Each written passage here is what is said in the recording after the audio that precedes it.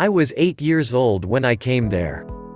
I fled home for the third time this month after getting beaten by my stepfather.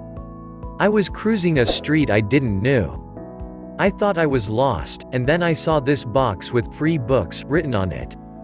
I opened it up and chose 2 books. First one was a comic entitled Tintin at Tibet, and the second one was called The World Inside My Head. I'll tell you about his second book. This book relates the story of a young orphan who found a medal allowing him to rejoin a wonderful world. A world where I could escape his life and enjoy crazy adventures with mysterious creatures. I immediately liked this story. It was short, I think pages went missing. I was reading it once again under a lamppost when police officers found me. They brought me home and I had the worst evening of my life. My stepfather beat me like never before. I passed out, and when I opened my eyes, I was in an unknown place. There was a big house, my mother and my sister. Everything was different. It was so beautiful. There were unicorns, rainbows, watercourses, butterflies. It was magnificent. I felt like gliding. Food was disposed on a huge table and I had a room for me with toys and books everywhere. Suddenly, floor started shaking and this scenery disappeared. I heard a voice telling me to hold on, to not give up, and that I was a brave boy. I was not understanding what was going on, everything was disappearing and reappearing again. I was lost. I started to panic. Somebody said this time, "We have to intubate him and free his lungs or he'll die.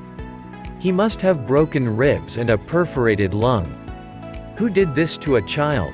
Somebody said, "If you can't handle it, please hold yourself." Things calmed down and the scenery came back.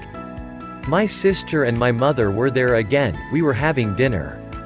I enjoyed this moment spent there. Everything looked easy, no pain, no beating, no violent stepfather, nothing. Only me, my sister and my mother.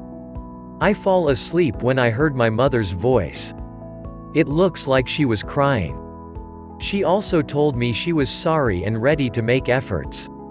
She said everything will get better and all I had to do is follow her voice. Then I came out of bed and came down in the garden. I then saw a road. I followed it. At the end of it was a door. I was able to hear my mother on the other side. I crossed that door and found myself laying on a hospital bed. I was covered by wires, and doctors came in seconds after. They looked shocked and happy at the same time. This was followed by loads of exams and tests for weeks. Re-education, psychology sessions and so on. My mother does not live with my stepfather anymore, and when I came out of the hospital, we went to my grandmother's house. Life is better here. I never told anyone what happened when I was in a coma.